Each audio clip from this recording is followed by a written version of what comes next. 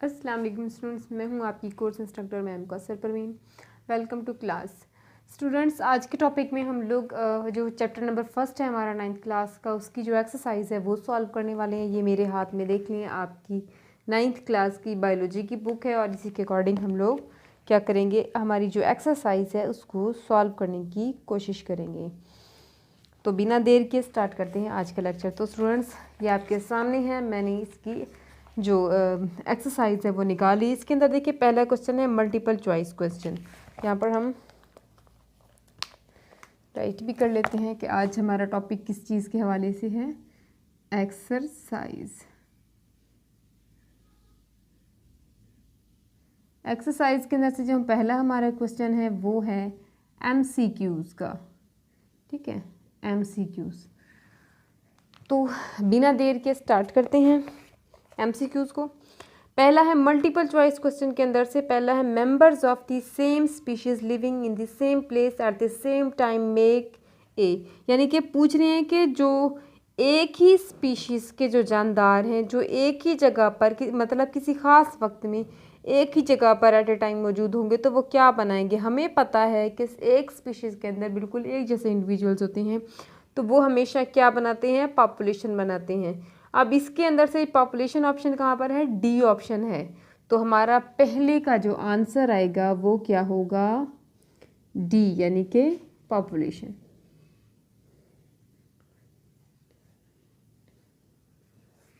Next है if a scientist is studying the method of inserting human insulin gene in bacteria which branch of biology may this be, कि अगर कोई साइंसदान है, कोई scientist है जो ये स्टडी कर रहा है कि जो बैक्टीरिया है उसके अंदर इंसान का जो इंसुलिन जीन है वो उसके अंदर डालने को स्टडी कर रहा है, तो इसका ताल्लुक ये बायोलॉजी की कौन सी ब्रांच है। स्टूडेंट्स, यहाँ पर ज़रा गौर कीजिए आप लोग, इसी के अंदर ही जवाब मौजूद है।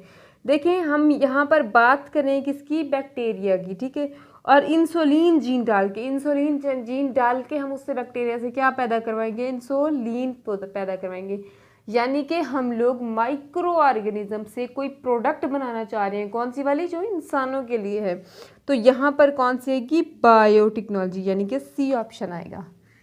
क्या आएगा, सी ऑप्शन, सी, यानी कि बायोटेक्नोलॉजी। क्योंकि बायोटेक्नोलॉजी की जो डेफिनेशन है उसके अंदर ही हमें पता है कि हम क्या करते हैं, माइक्रो ऑर्गेनिजम्स को इस्तेमाल करके उससे हम ऐसी प्रोडक्ट्स तैयार करते हैं जो इंसानियत के लिए फ़ायदेमंद है। थर्ड है which one will be the correct sequence of the level of organization of the life. तो स्टूडेंट्स, इसके अंदर से ज़रा आप तीसरे नंबर वाला जो है उस पर गौर कीजिए। मालिक्यूल है, यानी कि बायो मालिक्यूल, मालिक्यूल मिलके ऑर्गेनेली बनाते हैं, ऑर्गेनेलीज मिलके सेल बनाते हैं। सेल जब सिमिलर टाइप के जो सेल होंगे जिनका सेम फंक्शन होगा वो टिश्यू बनाएंगे। अब डिफरेंट टिश्यू जिनका रिलेटेड फंक्शन होगा, मतलब एक जैसा फंक्शन होगा, मिलता जुलता फंक्शन होगा, वो ऑर्गन बनाएंगे। मुख्तलिफ ऑर्गन मिलके ऑर्गन सिस्टम्स बनाएंगे और उससे इंडिविजुअल बनेगा। यानी कि हमारा ऑप्शन नंबर सी जो है वो इसके अंदर से करेक्ट है। अब क्योंकि वो लेंथ ही है तो दैट्स वाई मैं उसको राइट नहीं कर रही। नेक्स्ट है which of these major bio elements is in the highest percentage in the protoplasm. Protoplasm में सबसे ज़्यादा हाईएस्ट परसेंटेज में कौन सी है, तो स्टूडेंट्स याद रखना है वो ऑक्सीजन है। और यहाँ पर ऑक्सीजन नंबर 3 यानी कि सी पर मौजूद है, ऑक्सीजन। साथ में मैं आपको इसकी परसेंटेज भी दे देती हूँ कि क्या है, ये 65% मौजूद होता है लिविंग ऑर्गेनिज्म के अंदर। नेक्स्ट है which of the following groups include organism all of which are absorption in their nutrition, कि वो तमाम क्या हैं, एब्जॉर्ब करते हैं। याद रखिए, कुछ हमारे पास ऐसे ऑर्गेनिज्म हैं, फॉर एग्जांपल प्लांट्स हैं जो कि फोटोसिंथेटिक हैं, यानी कि अपनी खुराक खुद तैयार कर सकते हैं, यानी ऑटोट्रॉफ हैं, ठीक है। और सेम इसी तरह से जो मोस्टली एनिमल्स हो गए हैं, जैसे कि हम लोग हैं, बाकी तमाम एनिमल्स हैं, हम लोग क्या हैं, हम लोग इंजेस्ट करते हैं, मतलब खुराक को खाते हैं और फिर उसको हज़म करते हैं। तो हम क्या हैं, हम हेट्रोट्रॉफ हैं। कौन से वाले, इंजेस्ट करने वाले हेट्रोट्रॉफ हैं। अच्छा, जो यहाँ पर पूछ रहे हैं वो भी हेट्रोट्रॉफ की बात कर रहे हैं, लेकिन कहते हैं कि वो एब्जॉर्ब करते हैं, मतलब ना तो वो खाते हैं ना ही वो तैयार करते हैं, बल्कि वो कोई भी डेड चीज़ें हैं या कोई भी चीज़ है उससे वो जज़ब करेंगे, सिर्फ तैयार चीज़ लेंगे, तो वो हमेशा फंजाई करते हैं। और यहाँ पर फंजाई डी ऑप्शन पर मौजूद है। पाँचवें का आप क्या लिखेंगे? डी, यानी कि फंजाई। छठा है similar cell organize into groups and performing same function are known as. जब सेम एक जैसे सेल ऑर्गेनाइज होंगे ग्रुप में और सेम फंक्शन करेंगे तो वो बनेगा टिश्यू लेवल। तो इसका जवाब आएगा टिश्यू, जो कि बी पर मौजूद है। नेक्स्ट है हमारे पास 7, देखें विच of these tissue also make the glandular tissue in animals. तो इसका सिंपल सी बात है एपिथेलियल आएगा, जो कि मैंने आपको लेक्चर के अंदर भी बताया है। ग्लैंडुलर जो स्टमक के अंदर दो टाइप्स के टिश्यू मौजूद होते हैं। हाँ, इसको एपिथेलियल भी कहते हैं और ग्लैंडुलर भी कहते हैं, दोनों। एपिथेलियल भी कहते हैं और ग्लैंडुलर भी कहते हैं, तो यहाँ पर एपिथेलियल आएगा। The level of organization that is less definite in the plant, ये है ऑर्गन सिस्टम लेवल, सी वाला ऑप्शन है। ऑर्गन सिस्टम लेवल जो है वो प्लांट्स के अंदर लेस डेफिनेट है, बिकॉज प्लांट्स के अंदर इतनी ज़्यादा कॉम्प्लेक्सिटी नहीं है जी। उसके बाद कहते हैं what is true about Volvox. तो याद रखिएगा वॉलवॉक्स कॉलोनियल ऑर्गेनाइजेशन है, और जब हम इन तीनों को देखते हैं तो इसके अंदर से जो हमें कॉलोनियल ऑर्गेनाइजेशन वाला नज़र आता है वो सी ऑप्शन है, जिसमें उन्होंने कॉलोनियल का दिया हुआ है, कॉलोनियल यूकैरियोट है, तो ये सी आएगा।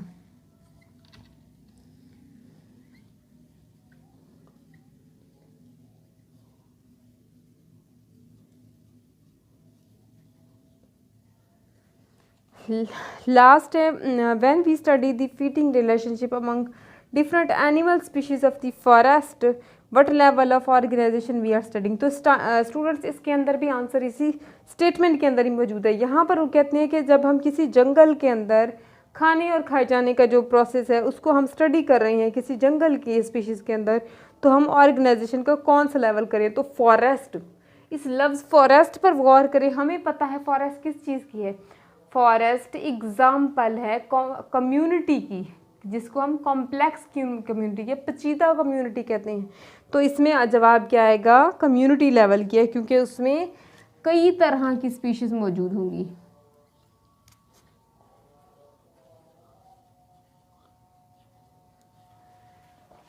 अब नेक्स्ट क्वेश्चन की तरफ जाते हैं।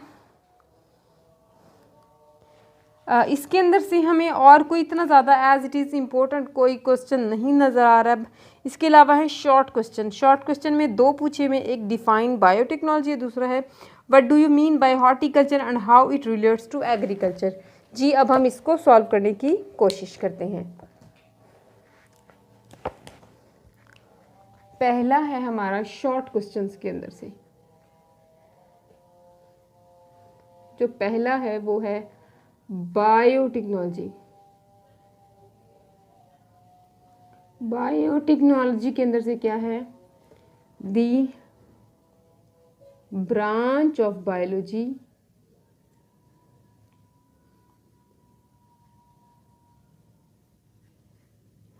दैट डील्स, हम क्या कहेंगे? हम कहेंगे ये ब्रांच है बायोलॉजी की जिसका ताल्लुक किस चीज़ से है जनाब? इसका ताल्लुक किस चीज़ से? हम कहेंगे जिसका ताल्लुक है practical application of living organism to make substances for the welfare of mankind. यानी कि प्रैक्टिकल के राइट कर लें, फिर आपको समझाते हैं।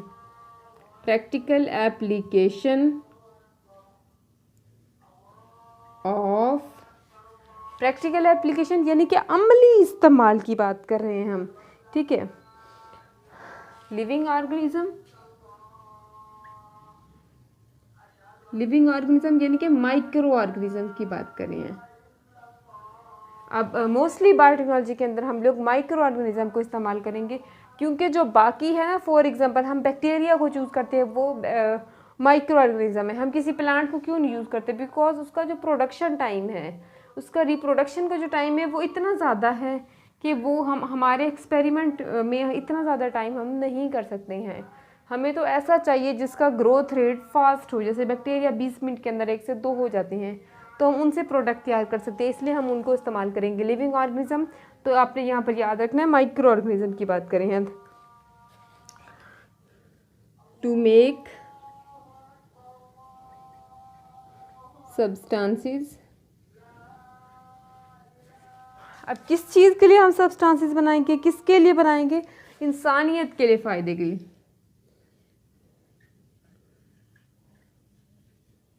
For welfare of Mankind. अब स्टूडेंट्स इसी को मैं उर्दू के अंदर भी बता देती हूँ ताकि जो उर्दू मीडियम के बच्चे हैं उनको भी इससे फ़ायदा हो। हम क्या कहेंगे? हम कहेंगे बायोलॉजी की वो ब्रांच जो लिविंग ऑर्गेनिजम्स हैं, यानी कि जानदारों के अमली इस्तेमाल से ऐसी चीज़ें बनाती हैं जिससे इंसानियत को फ़ायदा हो, वो क्या है? बायोटेक्नोलॉजी है। बात समझ आई? अब नेक्स्ट हमारे पास जो क्वेश्चन है वो किस चीज़ का है? वो हॉर्टिकल्चर के बारे में, कि हॉर्टिकल्चर क्या है और उसका बागवानी से कैसे ताल्लुक़ है। तो हॉर्टिकल्चर को देखें तो क्या पता चलता है हमें। अब देखिए दूसरा है हॉर्टिकल्चर।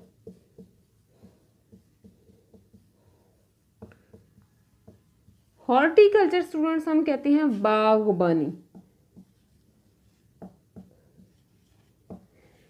यानी कि इसके अंदर हम लोग क्या करते हैं? फ्रूट्स भी पैदा करवाते हैं, ऑर्नामेंटल प्लांट्स भी। ऑर्नामेंटल प्लांट्स कौन से होते हैं? नुमाइशी पौधे, ठीक है। फ्रूट्स यानी कि फल फूल भी पैदा करवाएंगे और ऐसे इससे पौधे पैदा करवाएंगे जो खूबसूरती के लिए हम अपने लॉन्स में, अपने घर के अंदर, अपने जो स्कूल्स वगैरह हैं उनमें खूबसूरती के लिए इस्तेमाल करते हैं। अब मकसद क्या है इसके अंदर? हम बागबानी के अंदर हम क्या करते हैं? फ्रूट्स और ऐसे पौधे पैदा कराते हैं, ठीक है। और अब इसका ताल्लुक किस चीज़ से है? एग्रीकल्चर से है। एग्रीकल्चर से कैसे है? बिकॉज हम जानते हैं कि जो एग्रीकल्चर है उसके अंदर भी क्या है?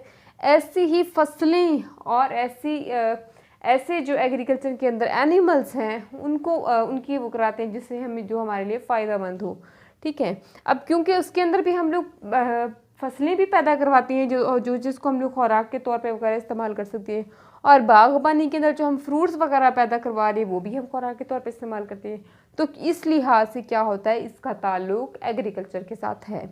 तो स्टूडेंट्स पहले चैप्टर की एक्सरसाइज हमारी कंप्लीट हुई। उम्मीद करती हूँ आपको समझ आया होगा। जिन स्टूडेंट्स ने चैनल को सब्सक्राइब नहीं किया, चैनल को सब्सक्राइब करें। वीडियो अच्छी लगे तो इसको लाइक करें, शेयर करें, कमेंट करें। कीप वॉचिंग, स्टे ब्लेस्ड, अल्लाह हाफिज़।